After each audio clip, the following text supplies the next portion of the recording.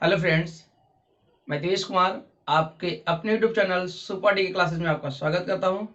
Friends, आज से हम लोग यूपीपी के री एग्जाम जो होने वाले हैं उससे संबंधित मैथ और रीजनिंग के टॉपिक को डिस्कस करूंगा और एग्जाम तक एक पूरी कंप्लीट मैथ और रीजनिंग आपको इस चैनल पर फ्री ऑफ कॉस्ट सिखाऊंगा।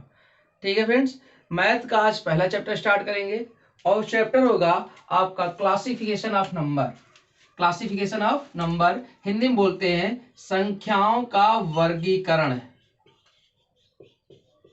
संख्याओं का वर्गीकरण इंग्लिश में बोलेंगे friends classification classification of number. Classification of number, संख्याओं का वर्गीकरण हम लोग पढ़ेंगे।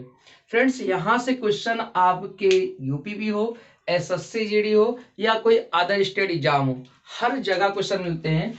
इस फिर देखो, सब लोग कहीं ना कहीं फ्रेंड्स पढ़े होंगे, लेकिन आज जो कुछ मैं पढ़ाने वाला हूँ क्लासिफिकेशन ऑफ नंबर में, वो एक अलग और एक यूनिक तरीका होगा। उससे आप खुद ही अलग एक रियलाइज करोगे पढ़कर कि हाँ, ये हमने आज तक इस तरह कहीं पढ़ा नहीं था। ठीक है फ्रेंड्स, तो क्लासिफिकेशन ऑफ नंबर की बात करें, संख्याओं के वर्गीकरण बात करें, तो संख्याओं में देखो यहाँ एक शब्द है संख्या।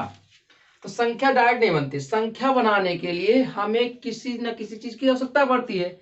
जैसे आपको कोई शब्द लिखना होता है तो शब्द लिखने के लिए कुछ ना कुछ वर्ड चाहिए, अर्थात वर्ड चाहिए, हिंदी में बोलते हैं। उसी तरह संख्या को लिखने के लिए कुछ ना कुछ डिजिट अर्थात अंक की आवश्यकता पड़ती है। तो संख्या पढ़ने के लिए, संख्या के बारे में जानने से पहले हम लोग जानेंगे कि अंक क्या होता है। अंक अंक देखो ये फ्रेंड्स, पूछा भी जाता है क्वेश्चन को कि अंक कुल कुल अंकों की संख्या कितनी होती है, टोटल नंबर ऑफ डिजिट कितने होते हैं। तो फ्रेंड्स, अंक की बात करें तो कुल अंकों की संख्या पूछे तो आप 10 बताइएगा। अंकों की संख्या कितनी होती है? 10 होती है। अब बात करते हैं कौन कौन से अंक होते हैं। तो अंक स्टार्ट कहां से होते हैं? 0 से स्टार्ट होते हैं। तो 0, 1, 2, 3, 4, 5, 6, 7, 8 और 9, यानी सिंगल डिजिट में जितने भी आपके अक्षर होते हैं, संख्या होती है सिंगल डिजिट में, वो सारे के सारे आपके डिजिट अर्थात अंक होते हैं।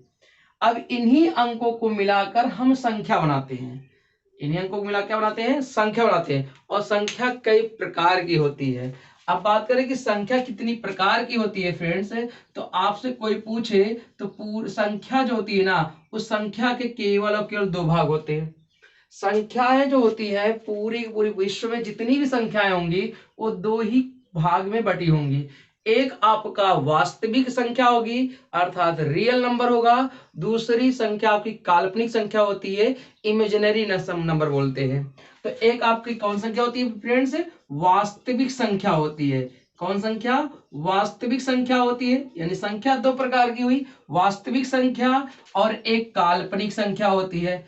आप सबको लग रहा होगा सर जी हम तो परिमेय संख्या, अपरिमेय संख्या, प्राकृतिक संख्या, सम संख्या, विषम संख्या आदि पढ़े, बहुत सारी संख्या पढ़े होंगे। लेकिन फ्रेंड्स, रियल में जो संख्या के भाग होते हैं वो 2 ही प्रकार होते हैं।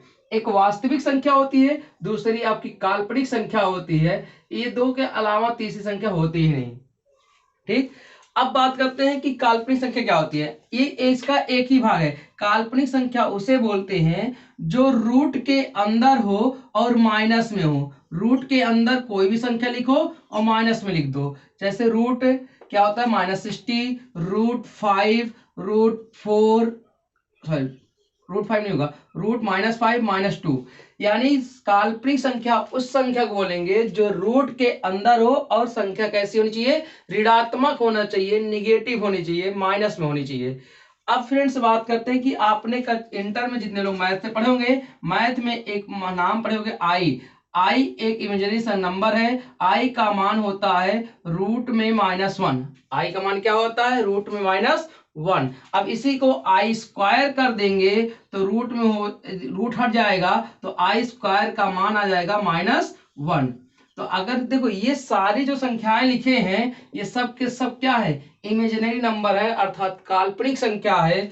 अगर आपसे कोई पूछे कि रूट 144 का वर्गमूल क्या होगा, रूट 144 का वर्गमूल क्या होगा, तो आप 12 बता ही नहीं सकते।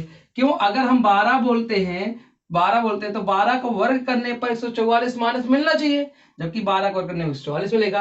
आप कहोगे सर जी माइनस लगा दें, तो 12 जब माइनस 12 के स्क्वायर करेंगे तो 12 बराबर में 144 और माइनस माइनस प्लस हो जाएगा। तो ये जब भी रूट के अंदर माइनस में संख्या होती है तो इस नंबर का तो हम पूरी तरह से वर्गमूल निकाल देते हैं, और उस माइनस के लिए यानी रूट -1 के लिए हम आई लगाते हैं। क्या लगाते हैं? आई। तो अर्थात अंडर रूट माइनस 144 का वर्गमूल जो होगा 12 आई हो जाएगा।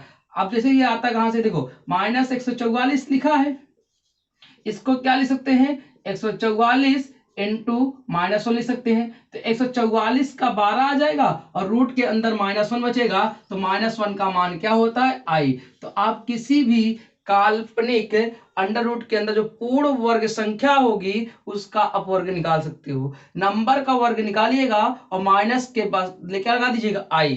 बात समझ में आ गई? तो काल्पनिक संख्या क्या होती है? ऐसी संख्याएं जो रूट के अंदर हो और संख्या धनात्मक ना होके ऋणात्मक हो। ठीक। अब वास्तविक संख्या की बात करें भैया, तो वास्तविक संख्या के कई प्रकार होते हैं। वास्तविक संख्या कई प्रकार होते हैं, मुख्यतः इनको भी दो भाग में बांटते हैं। पहला भाग जो बनता है आपका परिमेय संख्या बनेगी। कौन संख्या बनेगी? परिमेय संख्या बनेगी। और दूसरी जो भाग बनेगी इसका वास्तविक संख्या, जो दूसरी भाग बनता है वो होता है अपरिमेय संख्या। कौन संख्या? अपरिमेय संख्या। ठीक है फ्रेंड्स, देखो संख्या के मुख्यतः दो प्रकार, एक वास्तविक एक काल्पनिक। काल्पनिक मतलब जो रूट के अंदर माइनस में संख्या हो, इनको छोड़ दो, बाकी दुनिया में जितनी भी नंबर बचते हैं, जितनी भी संख्या बचती है वो सब के सब वास्तविक होते हैं। वास्तविक संख्या के दो भाग होते हैं, परिमेय संख्या होती है और अपरिमेय संख्या होती है। अब अपरिमेय संख्या देख लीजिए, यहीं पर खत्म कर देते हैं। यहां से क्वेश्चन पूछा जाता है, ध्यान समझिएगा। अपरिमेय संख्या उसे बोलते हैं जिस संख्या को अंश बटे हर में लिखा ना जा सके। जिस संख्या को अंश बटे हर में लिखा ना जा सके, यानी ये लिखा ही ना जा सके, उसे बोलते हैं अपरिमेय संख्या। अभी आगे डिटेल में इसके और चर्चा करेंगे। परिमेय संख्या किसे बोलते हैं? ऐसी संख्या जिसे अंश बटे हर में लिखा जा सके उसे परिमेय संख्या बोलते हैं। अब परिमेय संख्या के अंतर्गत हम लोग पढ़ेंगे प्राकृतिक संख्या, पूर्ण संख्या, पूर्णांक संख्या, सम संख्या, विषम संख्या। ठीक है फ्रेंड्स, बहुत सारी संख्याएं इनके अंतर्गत पढ़ना है। तो मुख्यतः संख्या कितनी प्रकार की? दो प्रकार की, एक वास्तविक होती है, दूसरी काल्पनिक होती है। वास्तविक दो प्रकार की, परिमेय संख्या और अपरिमेय संख्या। अभी थोड़ा ही होता है, अभी आगे चल के इसको और एक्सप्लेन करेंगे। ठीक है फ्रेंड्स, अगर यहां तक बात समझ में आई हो तो फ्रेंड्स आप लोग देखो, यहां से क्वेश्चन क्या पूछा जाएगा, आपको क्वेश्चन कहेगा निम्नलिखित में से कौन सी एक काल्पनिक संख्या है। तो आपको 4 ऑप्शन दे देगा और 4 में से काल्पनिक संख्या वही संख्या होगी जो रूट के अंदर माइनस में होगी, वो काल्पनिक संख्या होगी। तो फ्रेंड्स आगे चलते हैं और आगे देखते हैं अब हम लोग प्राकृतिक संख्याओं के बारे में। ठीक है फ्रेंड्स, पहला चलिए फ्रेंड्स अब आगे देखते हैं आगे कौन कौन से क्वेश्चन बनने वाले हैं। चलिए हम लोग पहली संख्या देखेंगे परिमेय संख्या में, उसका नाम है प्राकृतिक संख्या। क्या नाम है भैया? उसका नाम है प्राकृतिक संख्या। क्या कहते हैं फ्रेंड्स? प्राकृतिक संख्या। हिंदी में बोलते हैं नेचुरल नंबर। क्या बोलते हैं फ्रेंड्स? Natural number.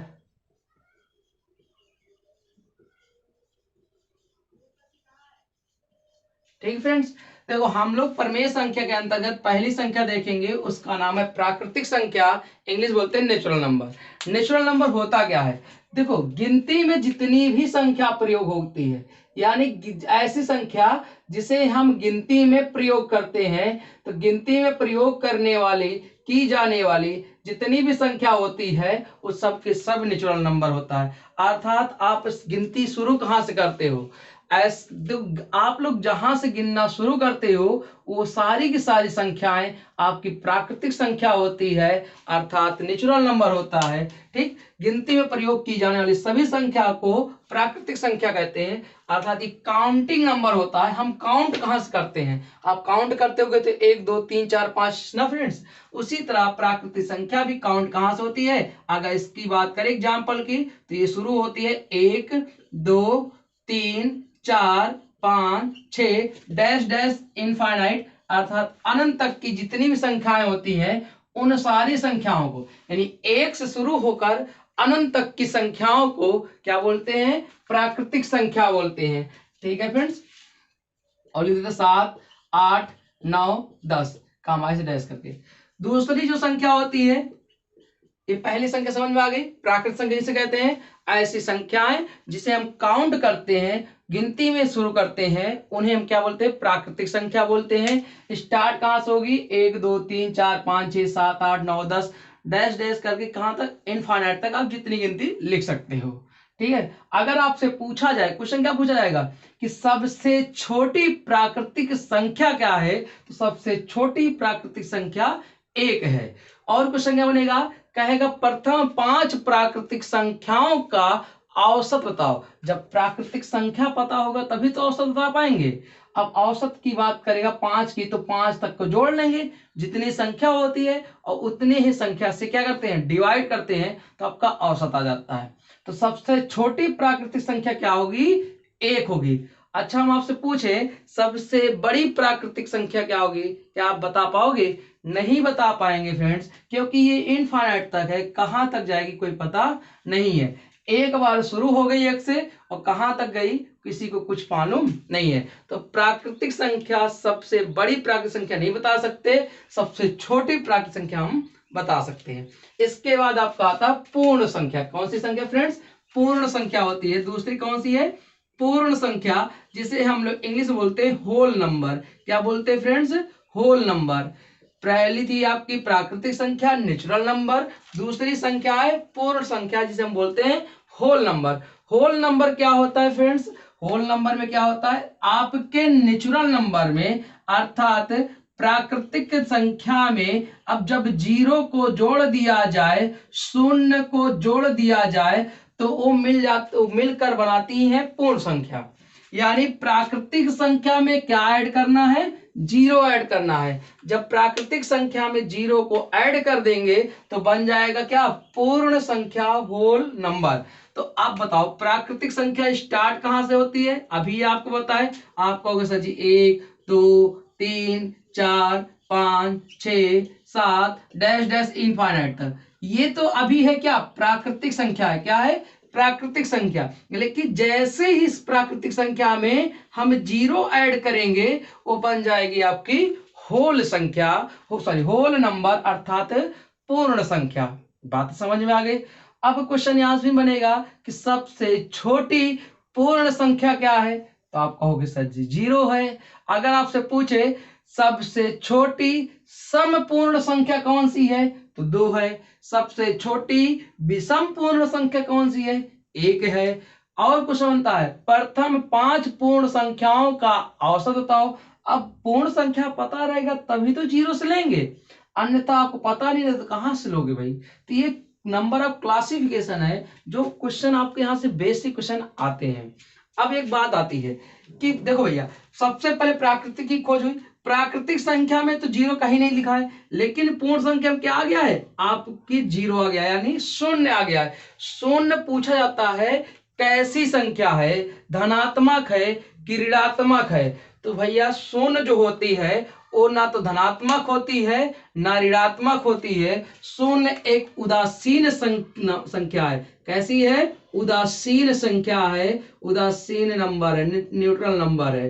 तो 0 क्या है, एक उदासीन संख्या है, वो धनात्मक ऋणात्मक नहीं होती। अगर ये धनात्मक ऋणात्मक होता तो किसी संख्या में जोड़ने और घटाने पर उस संख्या में प्रभाव दिखाई देता, जबकि 0 को जोड़ने और घटाने पर संख्या प्रभाव नहीं दिखाई देता। इसी कारण 0 क्या, एक उदासीन संख्या है। तीसरा जो होता है आपका भैया, तीसरा नंबर पे जो आता है आपका पूर्ण संख्या, पूर्णांक संख्या है। क्या आएगी भैया, पूर्णांक संख्या। क्या आएगी भैया, पूर्णांक। तो पहली प्राकृतिक संख्या, दूसरी पूर्ण संख्या, तीसरी जो आती है पूर्णांक संख्या आती है, जिसे हम लोग इंग्लिश में बोलते हैं इंटीजर नंबर। क्या बोलते हैं? इंटीजर नंबर बोलते हैं, इंटीजर नंबर बोलते हैं। तो पहली प्राकृतिक संख्या, दूसरी क्या पूर्ण संख्या, तीसरी इंटीजर नंबर अर्थात पूर्णांक संख्या। ये पूर्णांक संख्या क्या होती है, ध्यान से देखिएगा। प्राकृतिक संख्या में, इसमें प्राकृतिक संख्या में क्या जुड़ जाए? शून्य जुड़ जाए, और साथ ही साथ प्राकृतिक संख्या में शून्य जुड़ जाए और साथ ही साथ क्या जुड़े? सभी की सभी ऋणात्मक संख्या भी जुड़ जाए, उसे क्या बोलते हैं? आपका क्या बोलते हैं भैया? पूर्णांक संख्या है, इंटीजर नंबर। या फिर हम बोल सकते हैं, या इसको कहो, या फिर हम कह सकते हैं कि पूर्ण संख्या में क्या जोड़ दिया जाए? नेगेटिव। अर्थात हम कह सकते हैं दुनिया की सभी पॉजिटिव संख्या और शून्य और सभी ऋणात्मक संख्या को एक साथ लिख दिया जाए, यानी सभी के सभी धनात्मक संख्या, शून्य को और ऋणात्मक संख्या को सबको एक साथ लिख दिया जाए, तो वो आपके बन जाती है पूर्णांक संख्या। कहने का मतलब फ्रेंड्स, जैसे हम लिख दे minus infinite dash dash -1 minus infinite से शुरू करते हैं, कम करते करते चले जाते हैं, -3 -2 -1 और 0 लिख देते हैं, फिर 1 2 3 डैश डैश इनफाइनाइट तक। इसमें देखो सभी के सभी ऋणात्मक संख्या आ गई और सभी के सभी धनात्मक संख्या आ गई और 0 भी आ गया। जब तीनों मिल जाए, धनात्मक, ऋणात्मक और शून्य भी आ जाए, तो उस संख्या बन जाती है पूर्णांक संख्या। अच्छा, हम आपसे पूछे, यहां से क्वेश्चन क्या बनेगा? कहेगा सबसे छोटी पूर्णांक संख्या क्या होगी? आप बता पाओगे क्या? कभी नहीं बता सकते भैया। छोटी मतलब ऋणात्मक तो जाना है, और ऋणात्मक कहां तक पहुंचे कोई पता नहीं है। लेकिन अगर पूछे सबसे बड़ी ऋणात्मक पूर्णांक संख्या क्या होगी, तो -1 हो जाएगी। सबसे छोटी धनात्मक पूर्णांक संख्या क्या होगी? 1 हो जाएगी। 0 ना तो धनात्मक है ना ही ऋणात्मक है क्या? 0 उदासीन है। यहाँ एक शब्द आया 0। 0 के बारे में आप बताओ। 0 की खोज तो बाद में हुई, पहले प्राकृतिक संख्या की खोज हुई, बाद में क्या हुई? पूर्ण संख्या खोज हुई। अर्थात पूर्ण संख्या खोजी गई तब 0 का खोज हुआ। अब आपके मन में डाउट आता है कि सर अगर 0 बाद में खोजा गया तो प्राकृतिक संख्या में 10 ऐसे क्यों लिखा गया, क्यों 0 रखा गया? भैया जब तक 0 की खोज नहीं हुई थी, तब ये जब प्राकृतिक संख्या लिखी जा रही थी, तो इस 10 की जगह इस तरह 10 नहीं लिखा जाता था। हिंदी में 10 लिखा जाता था, ऐसे 10 20 30, जहां पर 0 आता था वहां पर हिंदी में लिखा जाता था। इसीलिए जब तक 0 की खोज नहीं हुई थी, तब तक कहा जाता था कि पृथ्वी से आसमान तक की दूरी अनंत है। लेकिन अब काउंट करके बता दिया जाता है, क्यों? 0 की खोज हो गई। और 0 की खोज करने वाला व्यक्ति कौन था? आर्यभट्ट था। कौन था? आर्यभट्ट था। और आर्यभट्ट कहाँ का रहने वाला था? बिहार का रहने वाला था। ठीक है फ्रेंड्स, जब तक 0 की खोज नहीं हुई थी, तो जो 10 लिखा जाता था उसे हिंदी में लिखा जाता था, 20 को हिंदी में लिखा जाता था, आपके नंबर में नहीं लिखा जाता था। ठीक है फ्रेंड्स, ये बताइए, ये तीनों संख्याएं समझ में आई नहीं है कि प्राकृतिक संख्या क्या है, पूर्ण संख्या क्या है, पूर्णांक संख्या क्या है? अगर हम आपसे पूछें कि एक छोटा सा एग्जांपल लेकर कि फ्रेंड्स बताओ, ये जो 5 लिखे हैं, ये पांच कौन कौन सी संख्या है, तो आप बता सकते हो क्या? तो आप कहोगे सर जी 5 तो इसमें भी दिख रहा है, 5 इसमें भी है और 5 इसमें भी आएगा। इसका मतलब 5 जो है आपका नेचुरल नंबर भी है, 5 आपका होल नंबर भी है और 5 आपका इंटीजर भी है कि नहीं है? तो आपसे क्वेश्चन ऐसे पूछा जाएगा, कहेगा निम्नलिखित में से कौन सी संख्या है जो प्राकृतिक संख्या, पूर्ण संख्या के साथ साथ पूर्णांक संख्या भी है। ठीक है फ्रेंड्स, अगर हम आपसे पूछे कि -12 कौन सी संख्या है, तो क्या बता पाओगे क्या? -12 कौन संख्या होगी? तो क्या प्राकृतिक में -12 कहीं दिखेगा? नहीं दिखेगा। पूर्ण में दिखेगा? नहीं दिखेगा। पूर्णांक में माइनस वाली संख्याएं आती हैं, अर्थात -12 जो है आपकी ना तो प्राकृतिक है ना ही पूर्ण है, अर्थात होल नंबर भी नहीं है क्या? इंटीजर है, पूर्णांक एक संख्या है। -12 एक पूर्णांक संख्या है। अच्छा, चलो अगर इतनी बात समझ में आ गई है तो आप लोग बताओ 1.7 कौन सी संख्या है? 1.7 कौन सी संख्या है इनमें से? आप लोग बताओगे। ठीक है फ्रेंड्स, कुछ देर लिए आप कमेंट जरूर करिएगा कि 1.7 कौन सी संख्या है, प्राकृतिक है कि पूर्ण है कि पूर्णांक है।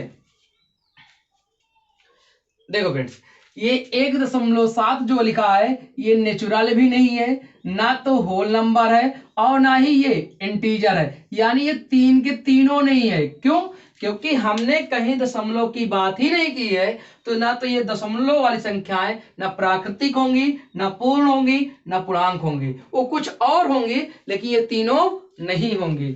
इतनी बात समझ में आ गई नहीं फ्रेंड्स? अब इसके आगे आगे और देखते हैं नंबर ऑफ क्लासिफिकेशन में और क्या क्या चीजें हैं। तो फ्रेंड्स, कुछ समझ में आ रहा है?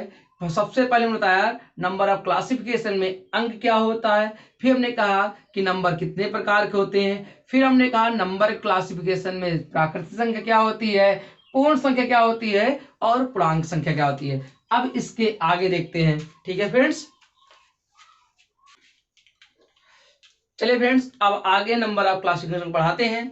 फ्रेंड्स, अगला जो क्लासिफिकेशन नंबर है वो आपका है परिमेय संख्या। कौन संख्या फ्रेंड्स? परिमेय संख्या। कौन संख्या? परिमेय संख्या। तो हम लोग अगला देखेंगे परिमेय संख्या।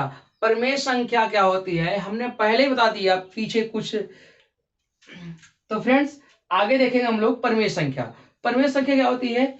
ऐसी संख्या जिसे हम लोग अंश बटे हर में लिख सके। अंश बटे हर में अर्थात p बाई क्यू के रूप में लिख सके, लेकिन कंडीशन है कि क्यू नॉट इक्वल 0। क्यू जो हो 0 के बराबर ना हो। क्यू जो हो 0 के बराबर ना हो, अर्थात कहने का मतलब है हर शून्य नहीं होना चाहिए और कोई भी नंबर में हर हो चलेगा, लेकिन हर 0 ना हो। तो वो सारे नंबर को हम क्या लिख सकते हैं? परिमेय संख्या लिख सकते हैं। अब परिमेय संख्या के अंतर्गत कुछ पॉइंट आते हैं। पहला पॉइंट यही है कि परिमेय संख्या के अंतर्गत पूछा जाता है, पहला पॉइंट याद रखना, पहला पॉइंट यही है कि संख्या को p बटे क्यू के फॉर्म में लिखा जा सके, लेकिन शर्त ये है क्यू नॉट इक्वल 0, क्यू 0 ना हो। दूसरा पॉइंट ये है कि दुनिया की जितनी भी आपके शांत दशमलव संख्या होती है। अब शांत दशमलव क्या होता है? शांत दशमलव, देखो भैया, जितनी भी शांत दशमलव संख्याएं होती है, शांत दशमलव मतलब क्या होता है? ये आपको कोई भी नंबर से भाग करोगे, एक समय ऐसा आएगा जहां ये पूरी तरह से कट जाएंगे, शांत हो जाएंगे, मतलब रिपीटेशन नहीं होगा। ये क्या हो जाएगा? एक जगह रुककर कट जाएंगे पूरी तरह से। 1.25, अगला कर दो 0.25, ठीक है, अगला लिख दे फ्रेंड्स 1.725। देखो ये यहीं पर क्या हो गई? शांत हो गई। तो ये जितने भी नंबर हैं, ये जितने भी नंबर लिखे हैं शांत दशमलव, वो शांत दशमलव क्या होते हैं? परिमेय संख्या होती है। दुनिया की सभी शांत दशमलव वाली संख्याएं क्या होती हैं? परिमेय संख्या होती हैं। शांत दशमलव वाली जितनी भी संख्या होंगी वो सबके सब परिमेय संख्या होंगी। क्यों? क्योंकि इसे अंश बटे हर में लिखा जा सकता है। दशमलव हटाएंगे एक तो हो जाएगा 125/100 हो जाएगा, ये 25/100 हो जाएगा, ये 725/100 हो, सॉरी 1000 हो जाएगा। ठीक है, ये सब के p बटे क्यू फॉर्म में लिखा जा सकता है। एक होता है पुनरावृत्ति दशमलव। पुनरावृत्ति दशमलव ये क्या होता है? पुनरावृत्ति दशमलव क्या होता है? ऐसे दशमलव वाली संख्या है जो रिपीटेशन में हो, रिपीट हो, जैसे 0.3333333 इत्यादि तक। इसलिए भी क्या है? परिमेय संख्या है। क्यों? क्योंकि इसको लिखने के लिए 0.3 के ऊपर बार लगा दिया जाता है। अब 0.3 के ऊपर बार लगा है तो इसको लिख सकते हैं 3/9 लिख सकते हैं ना फ्रेंड्स? 3/9 लिख सकते हैं। तो जितने भी रिपीटेशन वाले आपके डेसिमल होते हैं, पुनरावृत्ति दशमलव वाली संख्याएं होती हैं, वो सब के सब क्या होती हैं? परिमेय संख्या होती हैं। क्या होती हैं? परिमेय संख्या। और ध्यान से, ऐसी संख्याएं जो रूट में हो, परफेक्ट स्क्वायर हो, वो भी क्या होती हैं? आपके परिमेय संख्या होती है। ठीक है फ्रेंड्स, जितने भी ऐसे आपके क्या हो? पूर्ण रूप से संख्याएं हो, यानी पूर्ण वर्ग होनी चाहिए रूट के अंदर, उनका वर्गमूल निकल आए, वो संख्याएं आपकी परिमेय संख्या होती है। इतनी बात समझ में आ गई फ्रेंड्स? अब बात करते हैं कि देखो पाई का मान होता है 3.14, तो ये 3.14 ये आपका क्या है, ये एक परिमेय संख्या है। पाई का मान है, ये किसका मान है, पाई का, इसे याद रखना। पाई का मान 3.14 परिमेय संख्या होती है, जबकि इसी पाई को दशमलव इसका मान न लिखा जाए तो अगला जो होता है अपरिमेय संख्या। अपरिमेय संख्या किसे बोलते हैं, जिसे p/q के रूप में ना लिखा जा सके। तो इसके लिए याद रखिएगा, जो आपका पाई होता है, सबसे जरूरी बात पाई, ये क्वेश्चन पूछा जाता है कि पाई क्या है, तो पाई एक अपरिमेय संख्या है। तो पाई जो होता है, पाई वो क्या होती है, एक अपरिमेय संख्या होती है, जबकि पाई का मान जो होता है वो क्या होता है, सॉरी पाई का मान 22/7, गलती हो गया, पाई का मान जो 22/7 होता है वो क्या होता है, आपका परिमेय संख्या होता है, जबकि पाई जो होती है वो एक अपरिमेय संख्या होती है। ठीक है फ्रेंड्स, और क्या हो सकता है फ्रेंड्स, इसमें ऐसी संख्याएं का, देखो यहाँ पुनरावृत्ति है, वहां क्या हो, यहाँ जो रिपीटेशन है ये रिपीट हो रहा है, लेकिन कभी कभी क्या होता है, आप दशमलव तक संख्या को काटते हो और रिपीट नहीं होता, तो वो भी संख्या क्या हो जाएगी, आपकी अपरिमेय संख्या। और कौन सी अपरिमेय संख्या होगी, ऐसी संख्या जो रूट के अंदर हो और उसका वर्गमूल ना निकले, जो रूट के अंदर हो उसका वर्गमूल ना निकले, वो सारी की सारी संख्याएं क्या हो जाएंगी, आपकी अपरिमेय संख्या हो जाएगी। बात समझ में आ गई ना फ्रेंड्स।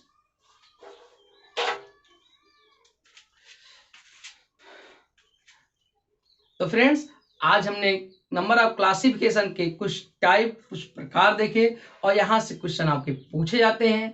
कल हम लोग इसी वीडियो को कंटिन्यू कर कर इसके नंबर ऑफ क्लासिफिकेशन को और देखेंगे, और फिर इसके कुछ क्वेश्चन की प्रैक्टिस करेंगे। क्वेश्चन बहुत सारे पूछे जाते हैं, पूछा जाएगा निम्नलिखित में से कौन सी परिमेय संख्या है, कौन सी अपरिमेय संख्या है, इसको तो जरूर याद रखिएगा। पाई ये पूछा जाता है, तो कि पाई कैसी संख्या है, पाई अपरिमेय संख्या है। फ्रेंड्स, वीडियो कैसा लगा, आज वीडियो छोटा है, कल हम लोग इसको क्लासिफिकेशन समाप्त करने के बाद इस पर और बहुत सारे क्वेश्चन की प्रैक्टिस भी करने वाले हैं। फिर हम लोग नंबर सिस्टम को आगे बढ़ाते हुए अपने क्या फिर हम लोग नंबर सिस्टम को आगे बढ़ाते हुए मैथ को पूरे शून्य से लेकर एकदम शिखर तक, अर्थात 0 to एडवांस तक पढ़ाएंगे। फ्रेंड्स, जो भी पहली बार इस चैनल पर बना हो, अगर वीडियो अच्छा लगा